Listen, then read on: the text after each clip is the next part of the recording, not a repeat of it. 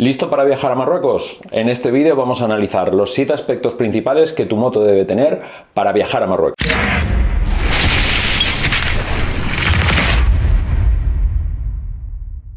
Ya sabéis que viajar a Marruecos en moto al principio supone todo un desafío porque creemos que vamos ahí como si fuera al fin del mundo. Y en realidad es un destino súper chulo, con un montón de variedad de paisajes, con una diversidad de terrenos y de tipos de carretera geniales. Y esto va a condicionar también en mucho qué tipo de moto vamos a llevar. Aquí lo que sí que me gustaría es que hiciéramos un análisis sobre, y sobre todo a mí yo lo que quiero es que hagamos un análisis dentro de lo que es el sentido común, ¿de acuerdo? Y sí que me quiero enfocar mucho, porque es mi área de experiencia, en qué va a necesitar tu moto para hacer un viaje 100% asfalto, ¿de acuerdo? Os daré mi opinión sobre qué es lo que creo que sería las partes ideales o la moto ideal para hacer un viaje off-road a Marruecos, pero ahí sí que os digo que no soy un experto, y el poco off-road que yo he hecho por Marruecos, que ha sido muy light y muy suave, lo he hecho con mi Kawasaki Versys 1000, y ahí sí que esa es la única experiencia que tengo, ¿de acuerdo? Entonces vamos a enfocarnos principalmente en asfalto. Lo primero que me gustaría que analizásemos es el tipo de terreno con el que nos vamos a encontrar, ¿no? El tipo de carreteras. En Marruecos te puedes encontrar básicamente 3 tipos de carreteras. La primera y la más fácil es la autopista. Las autopistas en Marruecos, la verdad es que están muy bien, no tiene nada que envidiarle a nuestras autopistas. El segundo tipo son carreteras, lo que allí son las carreteras nacionales, que son un poquito menos buenas que las nacionales nuestras, pero tampoco están mal. Y luego ya vienen las carreteras secundarias, terciarias, que normalmente las secundarias son carreteras que son bastante asumibles, que en algunos tramos están un poco rotas, ¿de acuerdo? Pero que se puede funcionar bien por ellas sin ningún problema, que son muy seguras, con un asfalto que está bastante bien. Y luego ya las otras son las carreteras que pues son bastante estrechas. Normalmente los arcenes los tienen, se rompe el asfalto y tienes arcén de tierra, y este sí que es, pues sobre todo si vas en coche. Si vas en coche son un incordio estas carreteras, porque cuando te viene un coche de cara te tienes que tirar, pero no es nuestro caso. Nosotros, como vamos en moto, pasamos tranquilamente. Hay que llevar cuidado cuando nos viene un coche de cara. Incluso muchas veces ellos ya tienen la costumbre de hacerse a un lado y meterse ellos en el arcén. Aquí también hay técnicas que puedes utilizar, que es un poco mantenerte en el centro, y ellos, con el instinto que tienen y la costumbre que tienen de conducir por allí, aunque seas una moto y vean que cabes, se van a echar al arcén de tierra. Y bueno, y estas carreteras son un poco las más fastidiadas. ¿Esto qué quiere decir? Quiere decir que va a condicionar, y no va a condicionar mucho, el tipo de moto que vamos a tener que llevar, ¿de acuerdo? Entonces, ahora sí que en el siguiente punto lo que quiero es que vamos a hablar sobre la tipología de moto. Aquí me voy a poner bastante racional y sí que mi intención es ser realista. Y con esto también yo creo que muchos de vosotros os estáis planteando, os encantaría viajar a Marruecos en moto, pero en realidad os está frenando ese rollo de decir, bueno, es que no tengo una moto una super trail para poderme enfrentar a los desafíos de Marruecos y demás. De Marruecos no hay, nada más lejos de la realidad, ¿de acuerdo? O sea, para lo que estamos hablando, que son los viajes que organizo yo, que son 100% asfalto, yo te diría que prácticamente se puede hacer con cualquier tipología de moto. O sea, he visto desde pandillas de Harleys de estos alemanes que se bajan desde ahí arriba y van con Harleys haciéndose Marruecos. Obviamente lo que más te encuentras en Marruecos son maxi trails, como pues de la onda de las GS, las KTMs y demás. O sea, y luego también las maxi trails, que es la que yo tengo, es una maxi trail, se considera una maxi trail asfáltica, ¿vale? Que son motos que no son llevan llantas de 17, con lo cual, pues bueno, los baches y demás los toleran peor que, por ejemplo, una GS que lleva llantas de 19.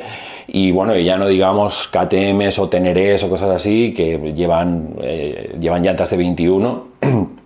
Entonces, no hay ningún problema con el tipo de moto que lleves. Fíjate, más que la tipología, creo que le prestaría más atención a la potencia, y esto va ligado muchas veces, normalmente va de la mano de la cilindrada, y ahí vamos a poner un poco qué niveles podemos considerar tolerables y qué niveles podemos considerar idóneos, ¿de acuerdo? Entonces, para mí, el tipo de moto, obviamente, si vas en una Maxi Trail vas a ir más cómodo. Si vas en... ¿Por qué? Pues porque cuando entras con una carretera secundaria y te encuentras que está un poquito roto, que pillas bachecitos o que pillas tal, pues bueno, lo pasas mucho mejor en una GS que en una RT, ¿no? Que en una BMW, una R1250 RT, y que pues lo vas a pasar un poco peor que si vas en una GS, ¿no? Yo lo paso... Bueno, yo no sabría qué deciros. Las Maxi Trails normalmente lo bueno que tienen es que te permiten esa versatilidad, y yo la verdad es que he hecho un poquito de off-road por Marruecos con la Versys, y cargado con Leti, con mi pareja, y cargado con todo el equipaje, y no pasa nada. O sea, lo hemos hecho. Luego venía conmigo una GS 1250 y no ha habido ningún lugar por el que haya pasado la GS que no hayamos podido pasar nosotros. Además, él iba solo y no pasaba absolutamente nada. O sea, quiero decir, en algún momento tuve que hacerle a Leti que se bajara porque venía una torrentera, y digo, ¿para qué nos vamos a arriesgar? Subo yo, subes 250 metros y ya está. O sea, y si me voy al suelo, pues que no te vayas tú también, ¿no? Entonces, por ese lado sí que os digo que incluso con Maxi Trails asfálticas como las mías, les metes, por ejemplo, yo le calzo unas Michelin, unas Anaki, que sí que fabrican para 17 pulgadas delante y 17 pulgadas detrás, y con esas cubiertas te puedes enfrentar a las pistas que hay por muchos tramos de Marruecos si te quieres perder un poquito en la inmensidad del Atlas y demás, como hicimos, que la verdad es que es una experiencia súper chula. Por lo demás, mientras no entres en pistas, puedes llevar cubiertas, puedes llevar neumático de carretera sin ningún problema, no vas a tener ningún problema, no va a pasar absolutamente nada. De ahí es donde sí que quiero un poco desmitificar y animaros a que no os dé miedo por la moto que tengáis para poder ir a Marruecos, siempre y cuando sea un viaje 100% asfalto, ¿de acuerdo? Entonces, ahí tranquilos y adelante, animaos porque vale muchísimo la pena. Bien, ahora vamos con el tema de la potencia. La potencia tiene que ver, primero, si vas a ir solo o vas a ir acompañado. Si vas a ir solo, puedes permitirte ir a Marruecos con una moto de 50 caballos, 40 caballos, que una moto que sea capaz de mantenerte. Por ejemplo, yo te digo, te hablo si te fueras a venir en un viaje en grupo, como los que organizo yo, pues una moto que pueda aguantar una velocidad de crucero de 130, 140, ¿no? Para cuando vamos por autopista, o para cuando te bajas desde donde vivas hasta Algeciras, ¿no? Que no se te haga... O sea, que puedas funcionar bien en las autopistas, que puedas ir a velocidades sobradamente legales, ¿de acuerdo? Y por ahí no vas a tener ningún problema. Ahora, si vas acompañado, si vas con copiloto, ahí mi consejo sí que es que trabajes con motos de 70, 80 caballos para arriba, ¿de acuerdo? ¿Por qué? Pues porque no solamente es el peso del copiloto, sino que también es la carga que le vas a meter, sobre todo si es de los primeros viajes que haces, siempre se sobrecarga, siempre cargáis más de lo normal, siempre cargáis más de la cuenta, siempre vais súper cargados, y entonces, bueno, pues ahí sí que necesitáis que la moto tenga capacidad de carga. Entonces ahí, para ir dos, mi recomendación es motos de 70-80 caballos hacia arriba y vais a poder hacer el viaje sin problemas. Yo en México tenemos una Suzuki V-Strom 650 que son 70 caballos y con los dos y demás la moto cumple sobradamente para los viajes que hemos hecho por allí, y además es una moto que nos tiene que llevar hasta Ushuaia. O sea que fijaos que es una moto que, por otro lado, la ventaja que tiene, y eso ahora lo veremos, es que no se rompe ni a tiros. La siguiente parte es una parte relativa, pero bueno, sí que es conveniente que tu moto reúna cualidades sobre comodidad y ergonomía, ¿de acuerdo? Entonces, ¿qué es lo que ocurre? Lo que ocurre es que todo esto de la comodidad y la ergonomía lo que te permite es hacer grandes distancias encima de la moto, pero lo que yo he aprendido es que la mejor comodidad, la moto más cómoda y más ergonómica que existe es aquella con la que cada hora de ruta paras, descansas, te estiras, relajas las posaderas, te tomas un descanso, y eso es lo mejor que se puede hacer. O sea, yo no invertiría en una moto que me permita hacer 300 kilómetros, 400 si tiene la autonomía, 400 kilómetros de golpe y tirarme 2 horas y media, 3 horas y media, 4 horas encima de la moto. ¿Por qué? Pues porque si de lo que se trata es de que vayamos a disfrutar, yo opto, y de hecho en los viajes que organizo lo hago así, opto porque cada hora hacemos una parada. Paradas no muy largas, son paradas de 10, de 15 minutos, estiras un poco, charlas un poco, bebes agua, comes un poquito de lo que sea, un tentempié, si tienes hambre, si tal, te hidratas, que esto sí que es muy importante, y seguimos ruta, ¿de acuerdo? Entonces, ahí sí que, bueno, cuanto más cómoda sea la moto, cuanto mejor posición de conducción lleves, ahí las Maxi Trail ayudan mucho, las Trail ayudan mucho porque llevas un manillar ancho, los asientos suelen ser cómodos, el de detrás también va súper cómodo. Y vas a ir mucho mejor que si vienes en una Naked, ¿no? que vas ya un poquito más normal, y si vienes en una RT, o sea, en una moto Sport Turismo, no, Gran Turismo, como es la BMW, la 1250 RT o las 1200 RT, o por ejemplo, podrías venir también con una Sport Turismo, ¿no? Por ejemplo, una Kawasaki, una Z1000, ¿no? Que ahora le llaman la Ninja, ¿no?